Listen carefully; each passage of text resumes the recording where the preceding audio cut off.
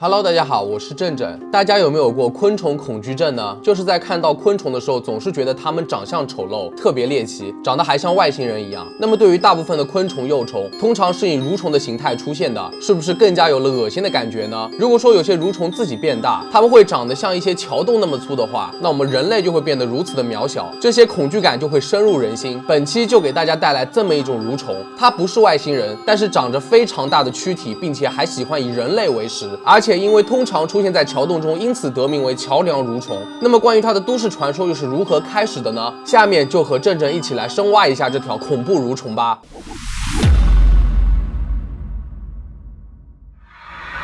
关于桥梁蠕虫的起源，是有匿名人士在互联网上发了这么一张照片，在这张照片中可以看到一个巨大的白色生物躺在地上，一副悲伤的样子。随后该生物的照片便开始在互联网上病毒式的传播了。就在人们推测该生物是何方神圣的时候，拍下这张照片的摄影师托马斯突然失踪了。然而他拍下的最后一张照片曝光了该生物的真实面目，很有可能就是桥梁蠕虫把摄影师给吃掉了。因为摄影机的残骸是在一堆酸性粪便当中发现的，而酸性粪便与摄影师的遗体混杂在一起。消息传开后，有关于桥梁蠕虫的种种猜想就开始蔓延开来。这个生物因为常年隐藏在洲际公路的桥梁下面而闻名。它的手臂很长，足足有9英尺，将近3米。它有类似于人类的头骨状的手指，整个身体可以随意摆动，弹性很大。桥梁蠕虫会用一片肉来捉弄人类和小动物，它常常以鹿和牛为食。通常情况下，桥梁蠕虫有一张假脸，有细小的黑色裂缝，就是它们的嘴巴和眼睛。外表看似傻傻憨憨的，人畜无害，但是在这张假脸背后才是真正的面目。它脸上长着36颗人类般的牙齿，鼻子眼睛与人类相似。虽然桥梁蠕虫的真脸上面的所有的细胞组织跟人类几乎是相同的，但也会有一些缺陷，因此在它们跑步的时候，眼珠子会弹跳。桥梁蠕虫的眼睛会错位，也容易迷失方向。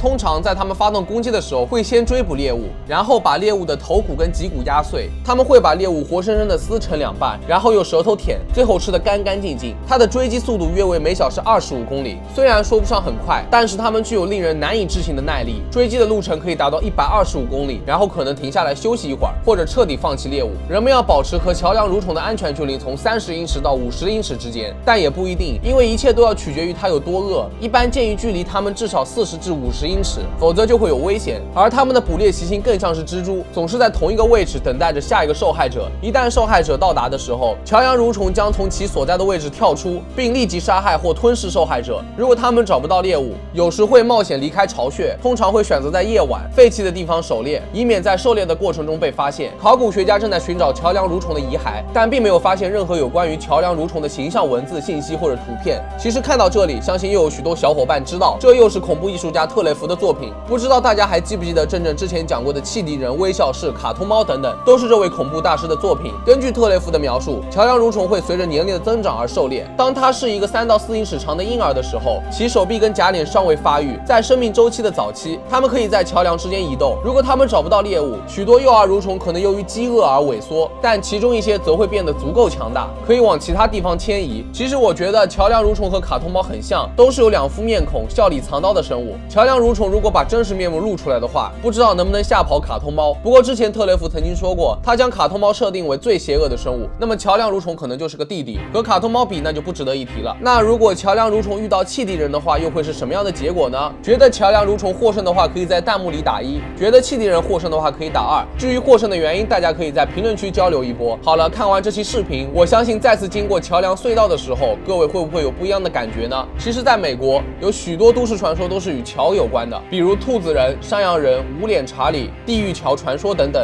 这些桥洞或者隧道经常会有车辆接二连三疾驰而过，掠过的风里掀起一阵凄凉的呼啸声，这声音是不是像极了封存在隧道里面的怨灵发出的哀鸣呢？而这又会不会是经常出现都市传说的原因之一呢？反正在我们中国人这么多，什么桥洞也好，隧道也好，要是搞什么恐怖灵异，那么欢迎去派出所喝茶了。好了，本期视频到这里就结束了，大家也可以在评论区留下你们最喜欢的特雷弗作品。在这里，正正还要感谢给我充电的 B 站韩小天、心已被锁、今天白猪自闭了、西岩 WRP、螃蟹瑕疵，此账号已注销，给了自己人狠狠一击，代号炽天使、元气大伤、兔女郎学姐的日记、一只大双啄、北辰林 Official、幻花远行客、豌豆射手 WIA、肖简熙、音鼓响 Channel、想个网名脑细胞全废、贺田雅、陈宇毅、雨读红尘，感谢你们的鼓励跟支持。那我是正正，我们下期视频再见吧。